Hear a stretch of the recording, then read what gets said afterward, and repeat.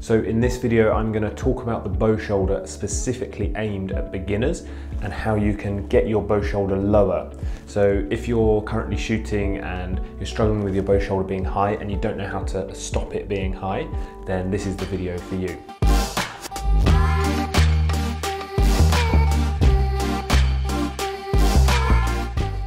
So first of all, what I want to show you is what we're kind of aiming for. So I'll do this right-handed because I shoot right-handed and I've got better muscle memory that way.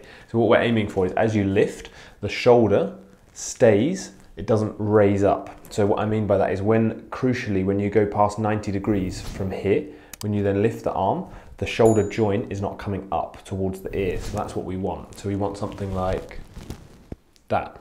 What we don't want is there, so the shoulder coming up, and you can see that there's neck tension, shoulder coming up towards the ear. So the reason that this happens is basically the normal thing is someone just doesn't quite know the feeling and which muscles to use. This issue is then increased by the fact that when they start shooting, they have a bow that's too heavy, and then from that point on, they have never kind of learnt which muscles to use, and then when the bow is too heavy, they're kind of stuck there forever. So the key thing here is learning the correct feeling without any weight and then transferring that. So I always say about this, but say for example, I know what the correct feeling should be on this side because I'm right-handed. Let's switch over now to the other side. And I'll just show you my instinct, my kind of instant thing that I will do because I'm effectively a beginner left-handed. I will do that. So you can see as I've lifted, the bow shoulder is high there instantly. And even though I know what the correct technique should be. So the best exercise for this is, and I'd recommend this for all beginners, is just to bring your hands out to the side, like this, using a mirror in front of you, and look at your shoulders. So here, when I'm coming up, so some people might be able to come to here, that's fine. And then when they go, crucially, when people start going above 90 degrees, that's when maybe the shoulder comes up. So just doing this in a mirror is really, really good. So just coming up, checking the shoulders. Okay, that's fine. Let's go a bit higher this time, maybe to there. And crucially, when I'm doing this, see, I'm not allowing the shoulders to come up and the neck to be used here. So just coming out to the side, there, that's fine. So this is just a super simple exercise. I'm going to do it now. I'm going to turn around so you can see as well. So what we don't want is this. What we do want is this. So the difference there on the second one is that as I'm raising here, I feel that I'm using the muscles under the armpit area, the back, so under here, the serratus muscles. You don't really need to worry about what the muscles are, but it feels like kind of under the armpit and then feeding into the back, and then the lower back and the muscles of basically the back and the scapula there. So I can feel the shoulder blade sliding and I'm using those muscles. I'm not using the muscles here. If you feel neck tension, then that means obviously it's too high. So okay, so that's a great drill to do, but what, for example, can you do if you do the drill and then you look and it's high still? Another great thing you can do is just get in the position at full draw and move, don't do this with a bow, move the shoulder. So maybe you're here, see if you can lower it by feeling under here, using the muscles here instead of the neck. So like that. Feel where you can place the shoulder. Is it there? There. A common thing, if you're trying to place the shoulder in line like that, you're probably placing it high, and then when you lower it like that, it probably feels more out of line. That's okay, you have to get the height first before you work on the alignment. So it's really, really important to get the height first. On this point, with that exercise that I showed you, just simply coming out like this, really, really good to do.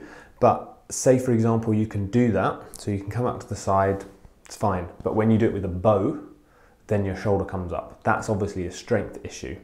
So what you would do with that is you can do this exercise with some dumbbells. If you don't have dumbbells, you can do it with pretty much anything in the house. Tins or big bottles of water, whatever, and gradually increase the size of the bottles of water. But basically you want to hold something in your hand to the side with a neutral grip like you would with the bow. Hold it to the side, and then as you're raising up, you can use that as a bit of weight and still work on keeping these muscles around the neck relaxed and using the muscles under the arm. So I would start, for example, maybe a couple of tins and then doing the exercise, come up and hold. And crucially, when you're holding, you don't want to see the shoulder rising up like this. So you want to maintain the hold. It feels like you're using the muscles under here to maintain the hold, the lats and the back, using those muscles, not the neck. So this is a great exercise. So it's called Crucifix Hold. So it's basically hand out to the side, crucifix, and then hold there. So I would suggest doing this. Great exercise for beginners. Doing this maybe 3-second hold, 8 to 10 reps, and then 3 to 4 sets, maybe 3 to 4 times a week. So something like that is a great exercise to start building up some strength, because if you're new to archery, you won't have the strength, especially, you know, in the shoulder area and the feeling as well. You won't have the strength to be able to keep that down when you've got the bow weight as well. So really, really great exercise to do, and it will really, really help not only with the strength, but also with what we call proprioception. So basically your mind's awareness of where your body is, and your mind's kind of control over which muscles to use, what to do with your body. So as I said, super simple video. I just wanted to highlight a key area that a lot of beginners struggle with, and this is a great exercise that you can do to help with that. So before we finish up, I just want to mention one other thing, which is something you might need to do in the process of the shot. So when you're lifting, so from here, when you're lifting, it's crucial at the 45-degree position, so round about here, this is where people start having the shoulder come up.